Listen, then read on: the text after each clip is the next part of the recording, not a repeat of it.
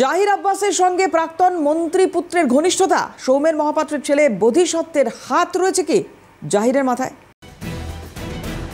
আর এই প্রভাবশালী তত্ত্ব উঠে আসছে অভিযোগের ভিত্তিতে।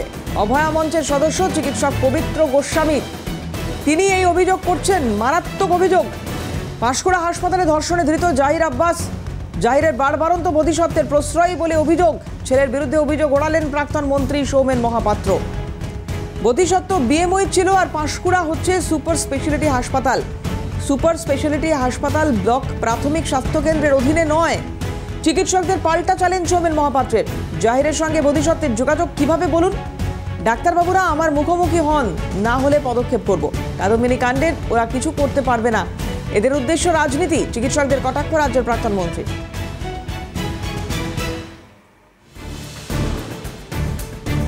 অভয় মঞ্চের সদস্য কি বলছেন শুনবো।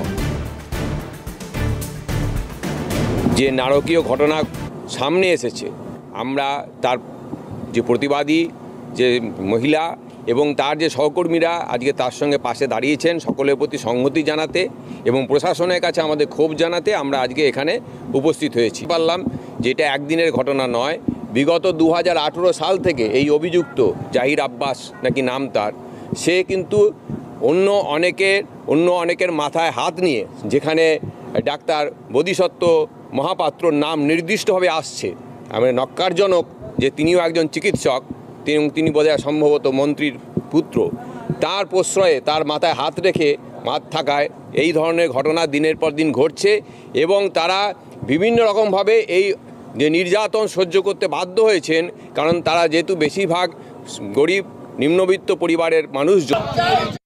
পাল্টা প্রাক্তন মন্ত্রী কি বলছেন দেখুন। কি তফাৎ এটুকু জেনে এসে যদি বলতেন তাহলে ভালো লাগতো।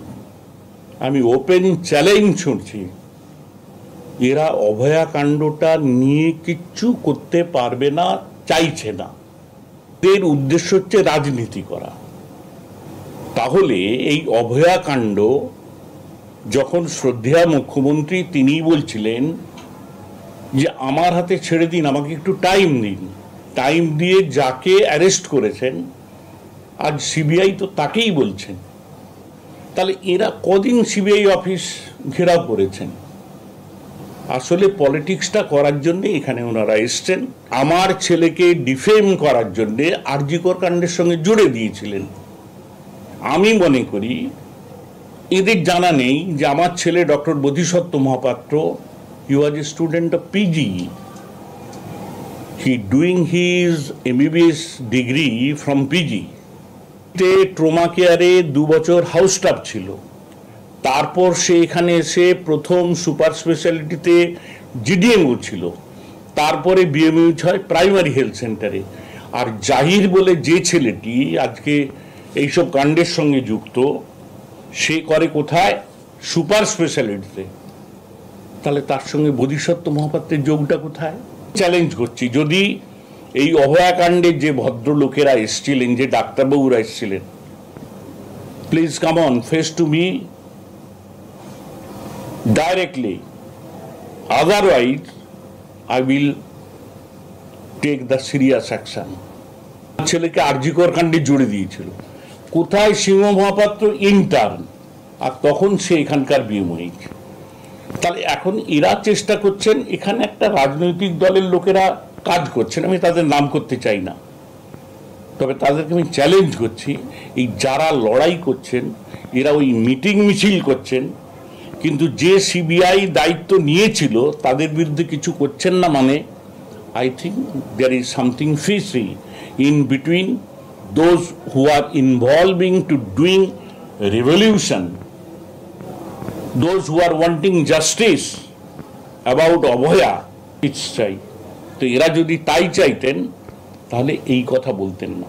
চ্যালেঞ্জ ছুড়ে দিলাম, কোনো রাজনৈতিক দলের দ্বারা প্রভাবিত হয়ে নিজেদেরকে নিউট্রাল সাজার চেষ্টা করছেন।